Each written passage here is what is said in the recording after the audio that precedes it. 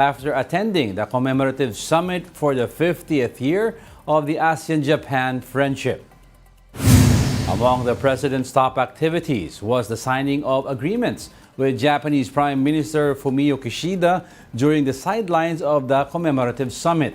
These agreements include the Memorandum of Cooperation between the Japan Coast Guard and the Philippine Coast Guard, and the Memorandum of Cooperation between the Ministry of Economy, Trade and Industry of Japan and the DENR in the field of environmental protection.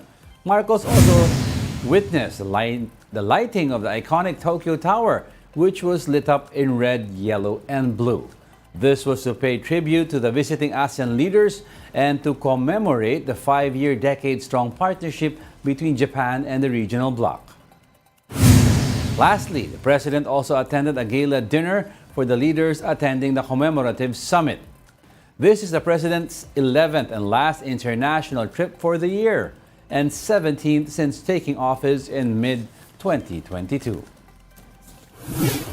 House Speaker Martin Romualdez says the 2024 national budget will be signed by President Bongbong Marcos on Wednesday. Speaking to reporters, Romualdez said the president has no contention with the removal of confidential funds from civilian agencies. Additionally, Marcos is also okay with the additional budget for the Philippine Coast Guard and Defense.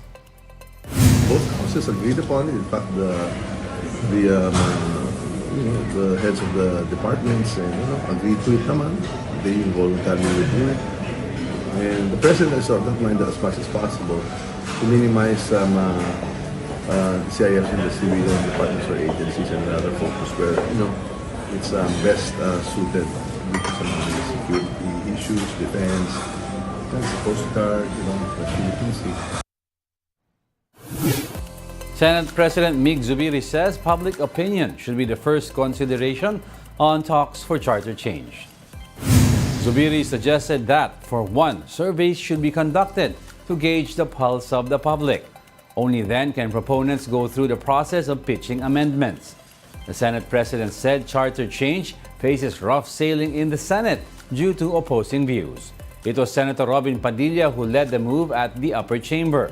Padilla proposed to extend the terms in office of members of Congress and local officials, and to make voting for president and vice president a tandem among others. We'll be back with more stories after the break. Keep it here on One News.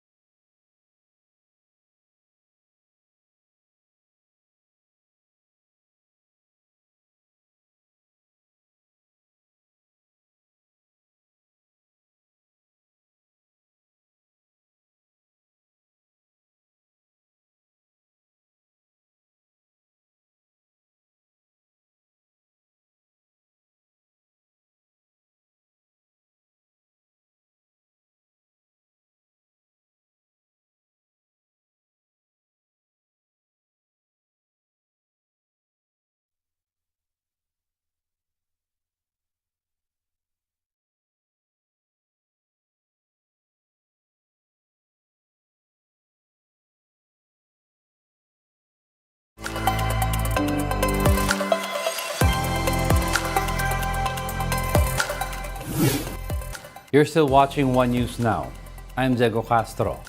The Immigration Bureau expects more passengers to flock to airports as Christmas approaches. The agency says around 1.5 million passengers are expected to arrive in December, exceeding figures logged in November. Airport officials are prepared for the influx of outbound passengers and returning Filipinos celebrating Christmas here in the Philippines. They have implemented a no-leave policy for their staff effective from November 15 to January 15. More immigration officers have also been deployed to serve passengers. Immigration officers are prohibited from greeting passengers with Merry Christmas. This is to prevent passengers from thinking that officers are soliciting gifts. We have to understand na siyempre may negative connotation din ito. Usually yung may return, no? May gift na gusto hinihingi. Sa situation din yan, basically, as much as possible, we discourage our personnel na mag-greet sa ating mga pasahero. In weather, Tropical Storm Kabayan maintains its strength over Philippine waters. Its center was last spotted over the coastal waters of Caraga, Davao Oriental. The tropical storm packs winds of up to 65 kilometers per hour and gustiness of up to 80 kph. Kabayan will likely make landfall along the coast of Davao Oriental or southern Surigao del Sur this morning. It will move across the Sulu Sea and make another landfall over central or southern Palawan by tomorrow.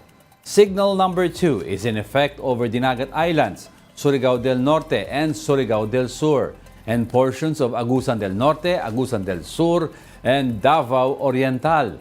Meanwhile, signal number 1 is raised over these areas flashed on your screens.